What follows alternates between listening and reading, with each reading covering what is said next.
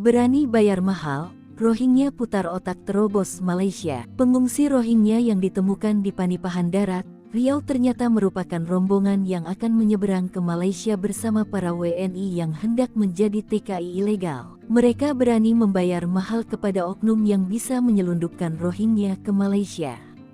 Per orang dikenakan tarif 5,5 juta rupiah. Kapolres Rohil AKBP Andrian Pramudianto, Kamis tanggal 4 Januari tahun 2023, mengatakan bahwa rombongan etnis Rohingya datang dari Labuhan Batu, Sumatera Utara lewat jalan darat. Mereka hendak berangkat ke negeri jiran Malaysia, ungkapnya. Ia menjelaskan ada 11 orang WNI yang hendak jadi TKI ilegal yang diamankan, bersama dengan 11 orang yang diidentifikasi sebagai etnis Rohingya. Dalam pengamanan ini pula, Polsek Panipahan, Polres Rohil mengamankan 2 orang yang diduga sebagai pelaku yang mengatur keberangkatan 22 orang tersebut ke Malaysia. 2 orang yang ditahan tersebut masing-masing berinisial MM44 dan H37. Para pelaku ini meminta bayaran kepada rombongan per orang sebesar 5,5 juta rupiah.